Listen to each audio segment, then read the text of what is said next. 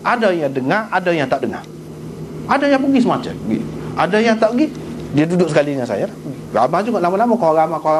Nampak dalam mimpi tu ia mengikut kita. Dia tak dengar, dia tak pergi.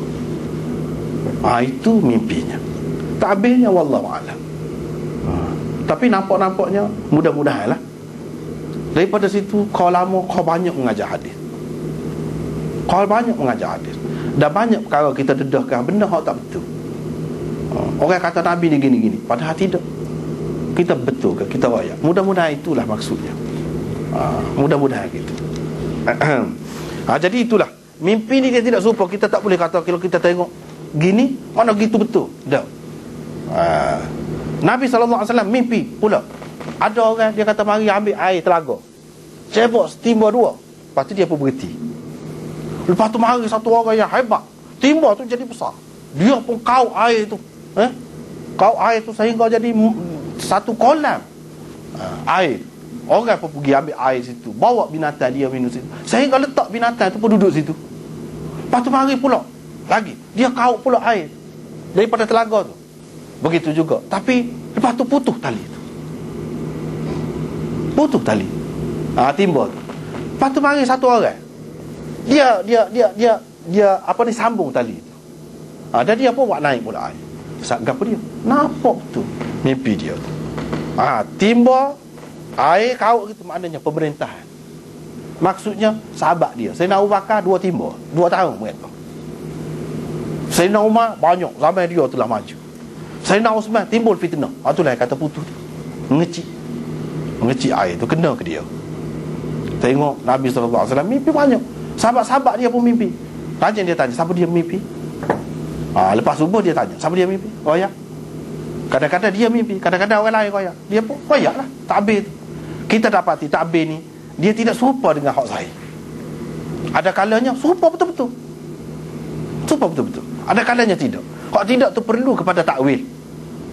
Itulah yang dikatakan takwilul ahadis. Jadi begitulah. Bagi kepada Umar Ibn Al-Khattab. Bapa tidak bagi kepada sahabat lain? Sebab kita kata tadilah, Allah SWT dia. Sayyidina Abu Bakar memanglah banyak ilmu dia lebih, tapi dari sudut munafaat kepada orang lain. Sebab itu kita kena ingat, kalau baca Bukhari ni kena ingat tajuk dia semua. Jangan lari. Hak orang lain munafaat dapat banyak. Siapa? Sayyidina Umar. Maksudnya dalam bentuk penyebaran ilmu tu. Di zaman siapa yang perlu? Zaman Sayyidina Umar. Bukan zaman Sayyidina Abu Bakar. Sayyidina Abu Bakar kalau ia pun dia sebentar. Zaman Sayyidina Umar ni hak betul-betul kuat Islam. Zaman Sayyidina Osman sudah timbul fitnah dah. Macam-macam orang fitnah walaupun dia tu tidak terlibat. Dan banyaklah mimpi-mimpi yang seumpama ini ni hak berkait dengan Nabi, sehingga ada orang tulis satu kitab cara kau mimpi ni. Daripada kitab-kitab dia kumpul satu kitab.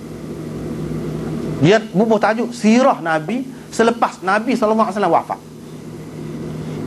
Sirah Nabi selepas Nabi SAW wafat. Orang duduk cara sirah Nabi semasa dia hidup. Dah Nabi ni selepas mati pun dia ada lagi peranan dia. Umpamanya Tariq bin Ziyad pergi jatuh ke tangan Islam Spanyol tu, pergi menyeberang laut tu kan, Gibraltar tu, dia pergi sebelah sana tu, kata sebut apa ni, dia bakar perahu kapal, tak apalah tu ada yatim ada timur. Tapi dalam riwayat-riwayat banyak sebut dalam kitab dia mimpi Nabi SAW mari dengan sahabat-sahabat berapa ramai duduk atas kapal dia tu sekali. Nak gimana? Nak pergi perang sekali ni. Kalau tanda-tanda tu, kalau Nabi mari, kemenangan kita akan dapat. Sebab tu dia sebentar aja pergi menang. Ramailah. Maknanya hak Nabi sendiri, hak orang kemudian mimpi dengan Nabi banyak. Hak ni ada seorang ulama mimpi. Dia alim besar lah dalam fiqh Syafi'i. Dia kata, lama dah kamu nak baca kitab Syafi'inya, bila nak baca kitab akunya? Nabi kata, mana ada kitab Nabi ni? Kata ada kitab Bukhari, itulah kitab aku. Lepas pada tu kak, orang alim tu Bukhari baca. Itu kitab dia kata. Banyaklah. Hak ulama-ulama kemudian pula mimpi. Misalnya Rashid Ahmad Gangohi yang terkenal alim di India, dia mimpi Nabi mari tak ada janggut. Mana Nabi pernah cukup janggut? Tak ada. Dalam hadis mana tak ada. Tak pernah, sekali pun tak pernah. Tiba-tiba dia mimpi Nabi mari tak ada janggut. Orang tanya, lagu mana? Dia mimpi lagu mana, apa takbirnya? Dia kata orang Islam zaman ni ke depan ni akan ramai yang tak ada janggut, tak tahu janggut, tapi dia Islam. Sungguh ramai dalam masyarakat kita. Dan ni adalah juga alhamdulillah lah orang kau faham kan. Tapi satu ketika dulu orang alim pun tak ada janggut. Dia bagi gitu. Bukan maknanya semesti mana kita boleh hukum tak molek selalu dalam segala-galanya. Tidak makna gitu. Nak ceritanya zaman itu, Nabi mari zaman ni maknanya gitu. Orang Islam gitu. Baik tak baik tu suku pasal tu. Bila Nabi tu kan orang Islam, kepala orang Islam, dia mari dalam keadaan lagu. Maknanya orang lain pun Islam juga. Tapi tidak serupa asal dia. Macam-macam mimpi dia. Dalam kitab tu panjang lah, 300-400 muka surat. Tapi dalam bahasa Urdu. Dalam bahasa Arab tak ada. Tak ada. Dalam bahasa Arab ada, dia banyak juga. Dia ambil tu, dia berselerok lah. Dia ambil, dia sudah kumpul. Dan dia sendiri tu pengarang tu dia mimpi. Tu dia cerita. Dia mimpi dia jumpa dengan Nabi. Tu pelik juga. Nabi mari, dia ni penyakit kulit jak kecil lagi. Penyakit kulit cakap berubah, pergi doktor mana pun tak siap. Tiba-tiba Nabi mari, Nabi boleh bahasa Urdu pula dah. Dia tulis di papai hitam, Loki tu apa mana? Labu air. Dia pun pasal hak ni jadi rusing, dia ajak kecil lepas ketua. Penyakit kulit ni tak hilang. Dia pun fikir mesti ada sesuatu. Dia pun pakai waktu sembuh dia. Sepakat sup, lepas pada tu tak ada penyakit kulit dia. Maknanya Nabi SAW selepas mati pun tetap menjadi rahmatan lil alamin. Banyaklah contohnya, kalau buku tu banyak benar. Setengah-setengah kitab tu ulama pengarang tu Nabi dulu ayat. Kalau terjemah sikit-sikit mana tu? Tak ada, banyak perkara nak buat sebenarnya. Tak ada. Dia kena ada orang yang pandai. Sebab tu saya tulis kamu bahasa Urdu tu, sebab banyak dalam bahasa Urdu ni mutiara-mutiara dia kena orang lain belajar. Biar ramai ada orang ni buat gini, orang ni buat gini, baru boleh. Kalau atas orang tak rebah. Almarhum Ustaz Saimi dulu kan dia katakan, kalau dia rata dia pergi rebah, dia kata rebah sungguh. Pasal banyak ilmu ni tak habis. Begitulah. Jadi asasnya di sini takbir mimpi ni dia tidak serupa. Banyaknya tidak serupa. Kalau nampak tak molek pun tidak semesti makna tak molek. Boleh jadi makna molek.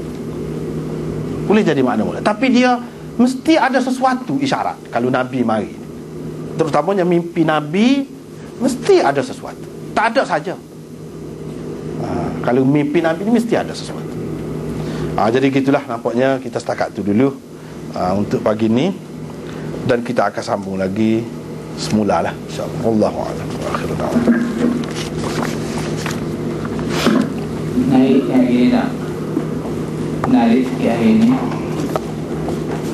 kami boleh buku tu. Orang yang kena beri tiada tu jihad tu.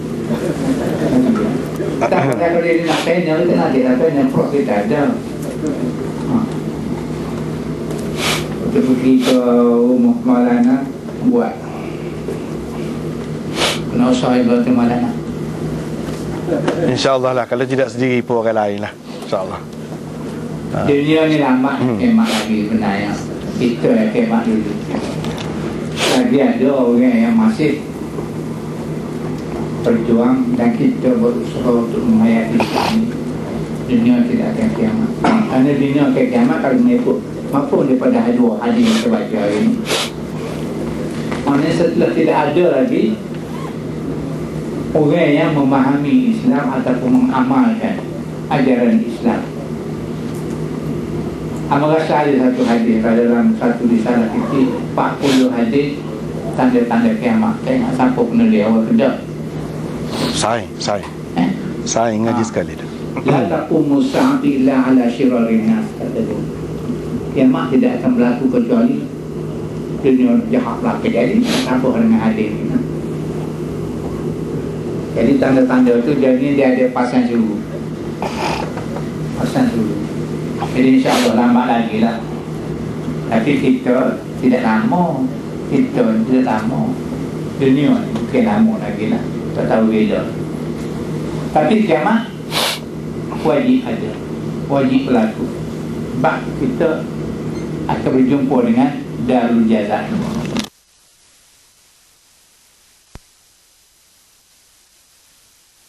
Pokok tu Gharqad.